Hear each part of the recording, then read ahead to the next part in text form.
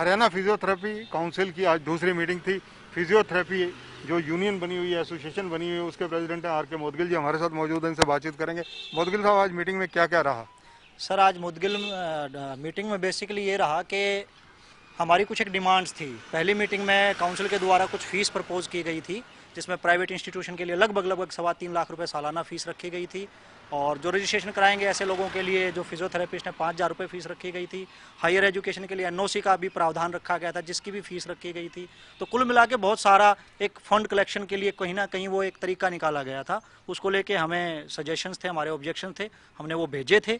आज उन्हीं पे फिर से चर्चा हुई, और चर्चा में जो नई चीज़ें निकल के आई उसमें कुछ ये रही कि कुछ अधिकारियों द्वारा हमें यह आश्वस्त किया गया है कि एक तो जो बैचलर के बाद मास्टर डिग्री जो स्टूडेंट करना चाहते हैं उनको एनओसी का प्रोविज़न हटा लिया जाएगा, उसका फीस उनका नहीं लगेगा। साथ ही साथ जो बैचलर डिग्री होल्डर हैं उनसे रजिस्ट्रेशन फीस जो ली जाएगी काउंसिल में रजिस्ट्रेशन के लिए, वो अब पहले के मुकाबले थोड़ी सी कम की जाएगी। कितनी की जाएगी वो भी फिक्स होने के बाद पता चलेगा। लेकिन कहीं ना कहीं जो मुख्य हमारी डिमांड ये भी थी कि जो फिजियोथेरेपी में प्राइवेट इंस्टीट्यूशंस या गवर्नमेंट इंस्टीट्यूशन काम कर रहे हैं उनसे 3.25 लाख रुपए, जिनमें बीपीटी, एमपीटी और पीएचडी कोर्सेज होते हैं, सालाना लिए जाएंगे। तो हमारी ये डिमांड थी कि वो थोड़े से कम किए जाएं ताकि स्टेट में एजुकेशन पॉलिसी को बढ़ावा मिले। तो उस पर कहीं ना कहीं आज भी सहमति नहीं बनी है। कोशिश की है हमने, उन्होंने आश्वासन भी दिया है कि हम चर्चा करेंगे कि शायद पीएचडी जो है उसकी अलग से फीस ना ली जाए। हमारे कुछ सुझाव इस तरह के थे कि आप कॉलेज की एक इकट्ठी एफिलिएशन फीस ले लें, ना कि कोर्स वाइज। आपकी जो एसोसिएशन है उसका पूरा नाम क्या है और आप किन डिमांड्स को लेकर सरकार से बात कर रहे हैं? सर, हमारी जो एसोसिएशन है उसका पूरा नाम है Haryana chartered association of physiotherapist. मैं बतौर प्रेसिडेंट फिलहाल कार्यरत हूँ वहाँ। और हमारी जो मुख्य डिमांड है वो यही है कि फिजियोथेरेपी एजुकेशन को इतना सरल बनाया जाए ताकि एक आम स्टेट का बच्चा भी उससे जुड़ पाए।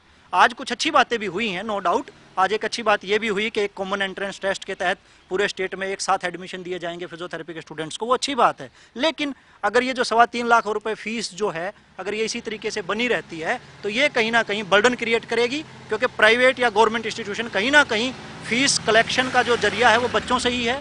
बच्चों की फीस पे इसका असर आएगा, फीस बढ़ भी सकती है, और कहीं ना कहीं ये आने वाले जो साल होंगे उसमें इसके नेगेटिव इफेक्ट भी देखने को हमें मिल सकते हैं। अगर इस फीस को थोड़ा सा जेन्युइन कर लिया जाए तो मैं समझता हूं कि बड़े अच्छे तरीके से हम ये काउंसिल को सर्वाइव भी कर पाएंगे, और स्टेट में अच्छे पॉलिसी मेकर सब जो हैं वो हमारे अगर इस मैटर को गौर से स्टडी करेंगे तो वो पाएंगे कि फिजियोथेरेपी एजुकेशन को अभी उनके सपोर्ट की ज़रूरत है। फिजियोथेरेपी जो बच्चे कर लेते हैं उनको रोजगार के अवसर सरकार की तरफ से कितने मिल पा रहे हैं? यही एक मेन इशू है सर। सरकार की तरफ से रोजगार के अवसर अभी बिल्कुल ना के बराबर हैं।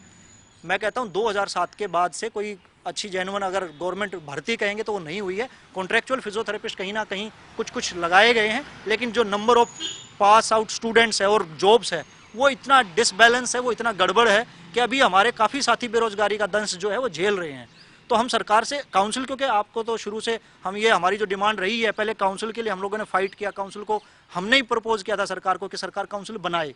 लेकिन हमारा जो मकसद था इसको बनवाने का वो था सर्वजन हिताय सर्वजन सुखाय, सभी के लिए हो, सभी को फायदा देने वाली हो, गवर्नमेंट को भी फायदा करे, पेशेंट्स को भी करे, प्रोफेशनल्स को भी करे। लेकिन मौजूदा जो चीज़ अभी लागू की जा रही है ये कहीं ना कहीं कुछ वर्गों को फायदा करेगी, और बाकी जो जैसे छोटे कुछ एजुकेशन इंस्टीट्यूट है जहाँ नंबर ऑफ स्टूडेंट्स अभी भी थोड़ा कम है, क्योंकि फिजियोथेरेपी में अभी भी एडमिशन काफ़ी कम होते हैं। अगर हम स्टेट के एजुकेशन इंस्टीट्यूट को देखें बहुत सारी सीटें खाली रह जाती हैं क्योंकि जॉब की कमी है तो लोग एडमिशन कम लेते हैं। तो ऐसे में उन कॉलेजेस का क्या होगा? अगर ये इतनी हैवी फीस रखी गई तो वो तो कहीं ना कहीं बंद होने के कगार पे आ जाएंगे, तो वो सही नहीं है। ये हैं आर.के. मोदगिल जो अपना पक्ष रख रहे हैं, और इनका कहना है कि काउंसिल अपने जो मुद्दे हैं जिनको लेकर बनाई गई है अगर सकारात्मक भूमिका अदा करेगी तो निस्संदेह बेरोजगारी भी हल होगी। कैमरामैन सुनील के साथ चंद्रशेखर धरनी, पंजाब केसरी टीवी, चंडीगढ़।